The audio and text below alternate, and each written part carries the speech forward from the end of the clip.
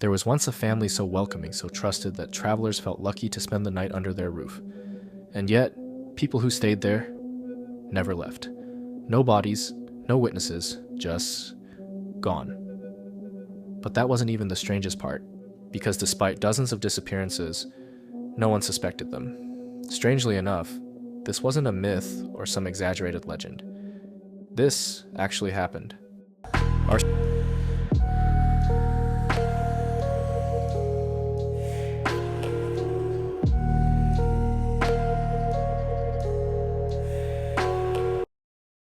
Our story begins in Kansas during the conquest of the West.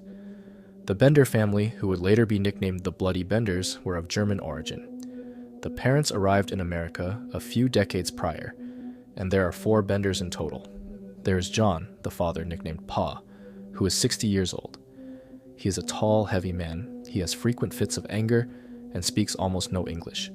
Because of his German accent, nothing he says can be understood. The mother is named Almira, nicknamed Ma. She is 42 years old, and like her husband, she is a bitter woman with a closed expression who, in her youth, had several men who all died mysteriously. The Benders have a son, John, who is 25. He is a rather simple-minded boy who has a tic. He giggles. When he finishes a sentence, he constantly makes strange noises. Some even believe him to be ill, but they also have a daughter, Kate, who is 22, and who is the complete opposite of her parents and brother. She's a very beautiful young woman for the time. She is tall, thin, has long hair, and has many friends. She often spends her evenings in town and stays there for several days at a time. Because she practices spiritualism, she claims she can speak to the dead and charges the townspeople for seances. Of course, when I speak of the town, I mean the towns of the American West. These were truly poor towns with wooden houses. In short, they were the typical towns of the frontier. Thus, Kate had no trouble making the credulous and unfortunately poorly educated people of the time believe that she could speak to the dead. She earned a bit of money through this. She also enjoyed saying she knew how to create magic potions. Kate knew how to do everything. Kate and John were also known to be quite close, perhaps too close, a bit more than siblings, since from time to time they presented themselves as husband and wife and held hands quite often. At the time, this seemed very strange. It was in 1871 that the family settled in Labette County, Kansas, near the small town of Cherryville. After living off various jobs, the Benders decided to open an inn that also served as a small grocery store. They built everything with their own hands and placed their inn near the Osage Trail to ensure visibility. They were quite alone in the area. There were a few other small inns scattered around, but the location where the Benders settled was quite desert-like. The house was divided into 2 parts. It was a very small wooden house, typical of the era. To separate the house in 2, Pa, the father, simply hung a sheet in the middle of the room. There was the reception room with a table, a few chairs, and canned goods for sale. This is where the traveler was welcomed. Behind the sheet was the family's room. Privacy could have been better, but you will see that this sheet separating the room would serve a very morbid purpose, as the traveler, when alone, was always placed with their back to the sheet. I will let your imagination do the work. A cellar was also dug under the house.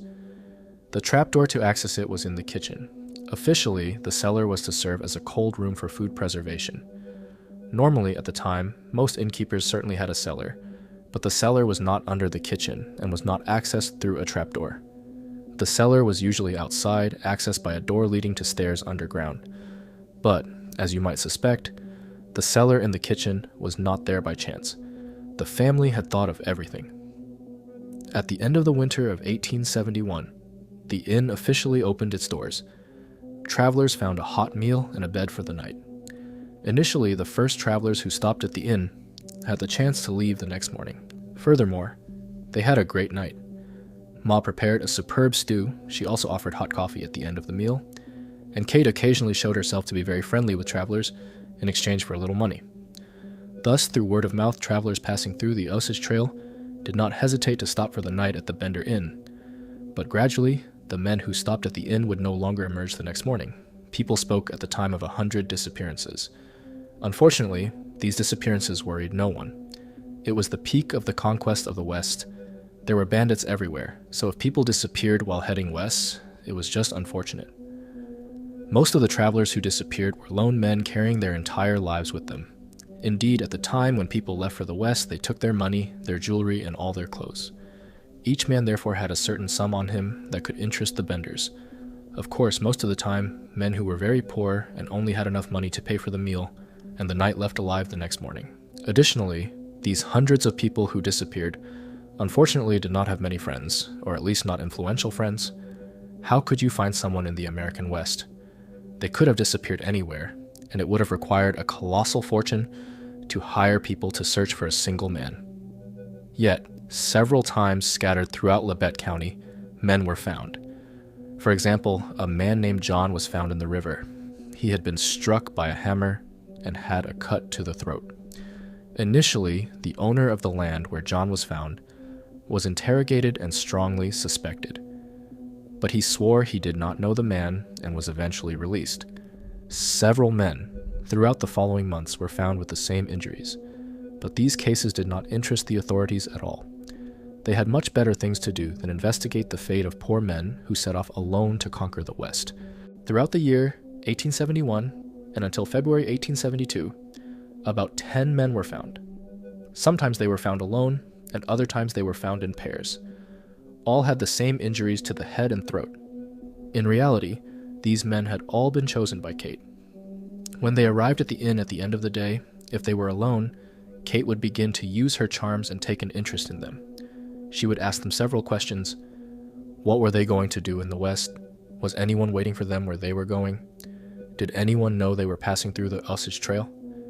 If all the answers suited her, she observed the man in more detail. She looked at his shoes, his clothes, and judged if the man might have a certain sum of money on him. Meanwhile, Pa was hidden behind the sheet. The man, for his part, was seated with his back to the sheet. If Kate judged that the man might have money and jewelry, she gave a nod. Pa then stepped quietly from behind the sheet, hammer in hand, and approached the man from behind. Without hesitating for a single second, he struck the traveler in the head. Kate reacted immediately, grabbed a blade, and threw herself upon the poor man, who had no chance. The entire Bender family then rushed the traveler and began to strip him. They removed his clothes, his jewelry, searched for his money, and then hid his horse. John, for his part, had already begun digging a hole in his garden. The traveler, meanwhile, was thrown into the cellar. Pa simply had to open the trapdoor, grab the man, and put him inside.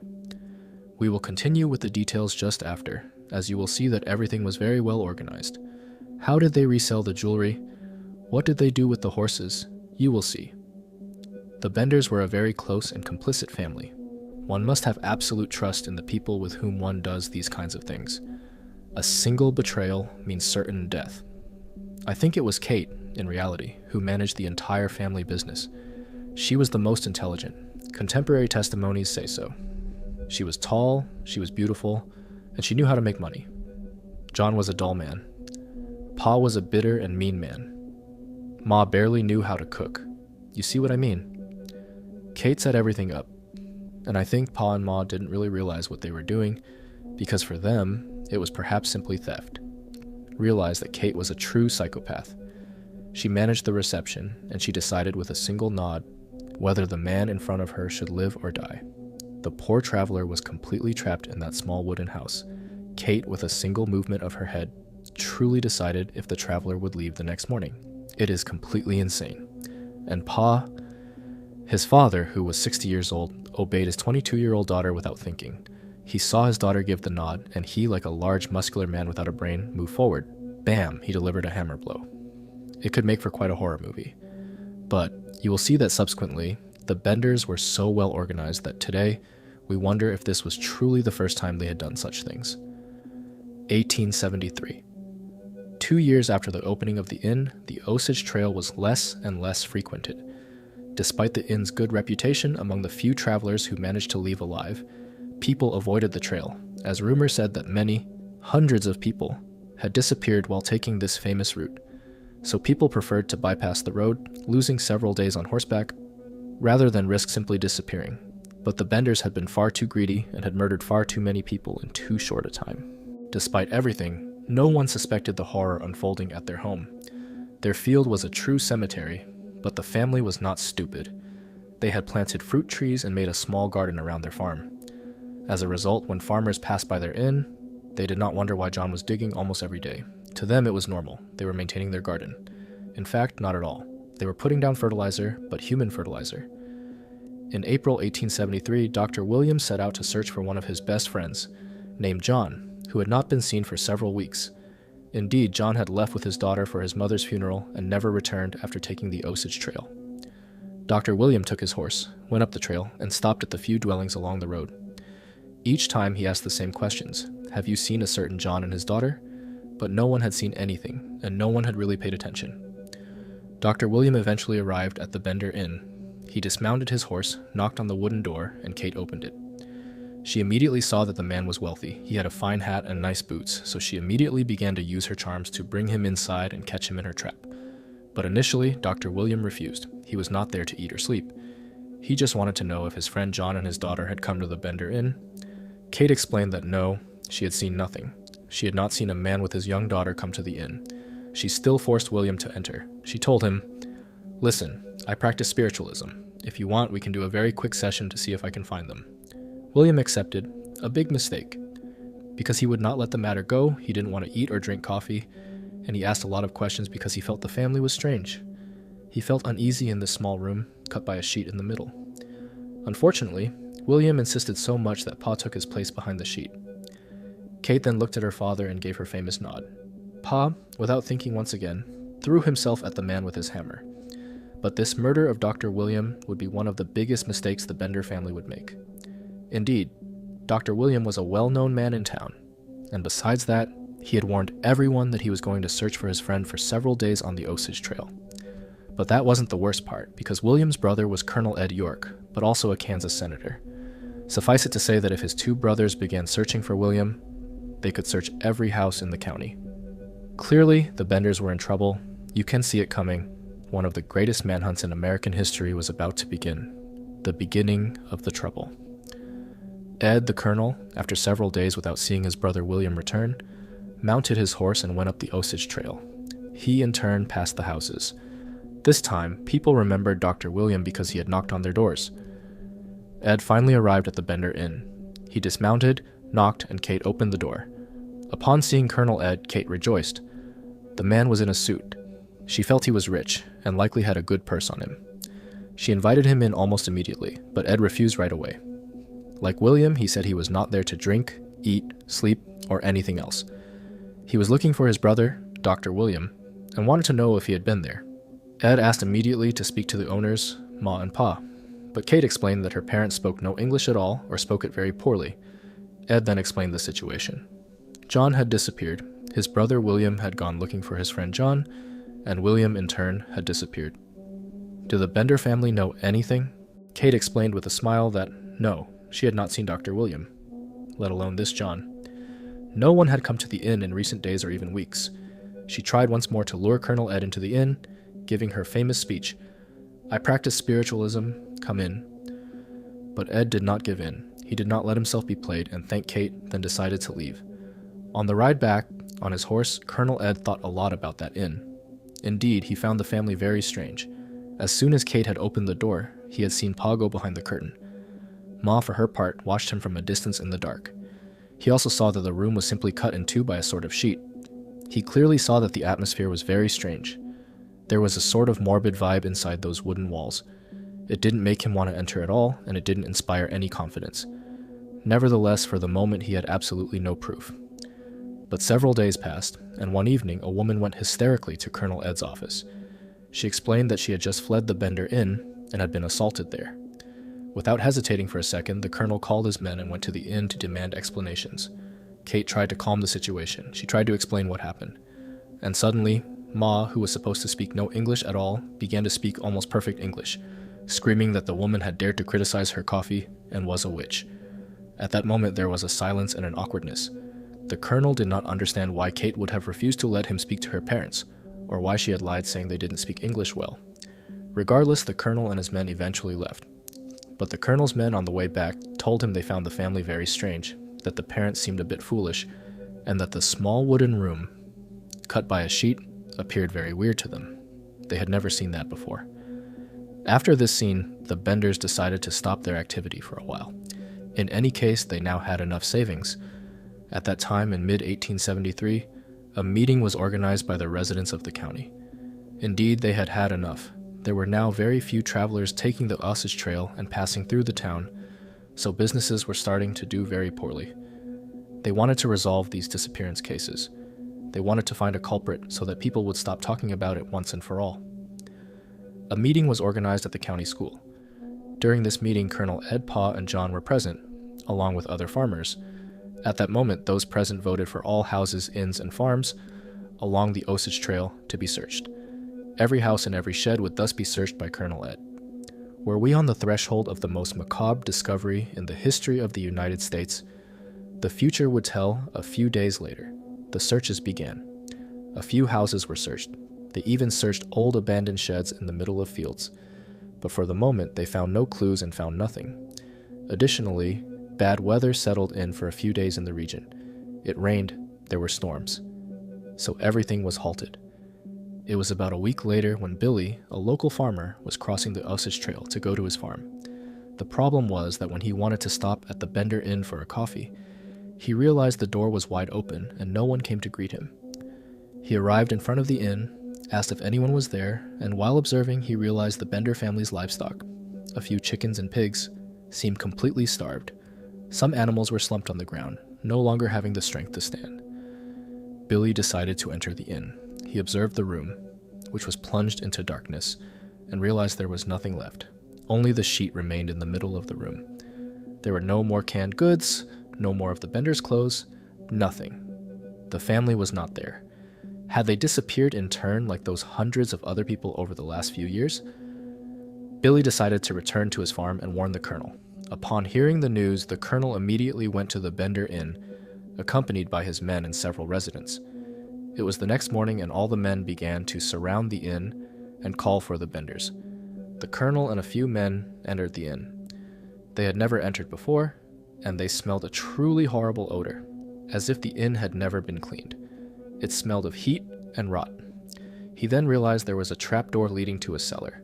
The colonel opened the trapdoor, and there, it was horror. He realized the cellar was covered in blood.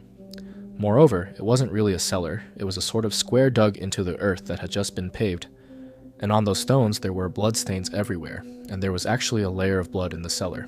It reeked. At that moment, the colonel's men left the inn because of the smell, but the colonel stayed, regained his composure, and began to observe. He realized that on the walls of the inn and on the roof, there were bullet impacts, as if people had tried to defend themselves inside the inn. He was now sure. People had died and been murdered here. That same evening, the colonel launched the first searches, and a man realized that the earth had been turned quite recently in the garden. He dug, and in fact, he didn't even need to dig much, as he immediately came upon Dr. William, who had been buried. Well, buried is a strong word. He was just covered by a thin layer of earth. He had been there for several weeks. The colonel, having found his brother, knew the Benders likely hadn't claimed only one victim. Dozens upon dozens of men had been disappearing for 2 years in the region. If the Benders were guilty, their field had to be searched. That evening, because of the darkness, the field was not dug, but groups of men walked through the Benders' garden and field using rods. They drove these rods into the ground, and when a rod seemed blocked by something, they marked the plot of land to dig the next morning. That night, 9 plots of land were marked. The next morning, these plots were searched, and they found a dozen men. Most were unidentifiable, having been in the ground for several months. The colonel managed to find John, his brother William's friend. He also found his daughter, who had been burned. The inn was also searched. Inside, they recovered 3 hammers, but also a journal in which names were written. These names corresponded to the people with whom the Benders did business when they had jewelry or horses to resell. In total, 12 people were arrested for helping the Benders dispose of the jewelry. You can imagine that people knew at least a little bit where this jewelry came from. I mean, eventually, in Kansas, everyone was talking about these disappearances in Osage County. And so, when they saw the Bender family calling them almost every week to resell jewelry and horses, people knew but said nothing. Unfortunately, and this is surely the most frustrating part of this story, the excavations were stopped extremely quickly, because in just a few days, no fewer than 3,000 people went to the crime scene. The inn was looted. People stole the wooden walls of the inn, and also its foundations. They stole everything. In a few days, nothing remained. The authorities were overwhelmed and preferred to leave the premises. This means that if you go to the Osage Trail today, go where the inn was, and walk through the field. You risk having certain surprises. as this zone has never been under construction. No one has ever dug in that field. That is to say, today there are still things to be discovered in that famous field. But briefly, a reward was offered to anyone who could help find the Benders. What must not be forgotten is that they fled and now had to be judged. They were serial killers, they were dangerous and had to be stopped. A reward of $2,000 was put on the table. That represents about 50,000 current dollars. It was enormous for the time. Several groups of people thus took up the hunt for the Benders. They followed wagon tracks. They found the Benders' wagon, abandoned 20 kilometers from the inn, with starving horses. The Benders then fled on foot. They then went to Thayer, a small town exactly 20 kilometers from their inn. In Thayer, the Benders bought train tickets to go to California. But in the meantime, John and Kate changed trains and went to Texas to an outlaw community. From that moment on, no detective wanted to pursue them. You can imagine that a detective arriving in Texas in an outlaw community has very little chance of survival. It was proven later that only a few years later, John ended up dying of a brain disease. As for the Bender parents, Pa and Ma, they in turn changed trains to finally go to the other side of the United States, to St. Louis, Missouri. They were never found. Kate, for her part, managed to flee the authorities all her life and in turn was never arrested. Several times people were arrested. They were thought to be them, the famous Benders, but their identity could never be proven. One day we were on the verge of holding a trial for 2 women suspected of being Ma and Kate Bender, but the state of Kansas did not have time to organize the trial and ended up releasing the 2 women. We never knew if they were truly Kate and Ma Bender. For more than 50 years, detectives tried to find the Benders' trail, but no one ever succeeded. Tell yourself that if they had children, perhaps people currently in the United States, without knowing it, are descendants of the Bender family. The objects found in the house, the hammers for example, are today on display at the Cherryvale Museum. Originally, the authorities wanted to make a museum specifically for the Benders, but the town's residents opposed it. They did not want their town to be known for having a museum representing the life of the Benders. Indeed, it was a bit macabre.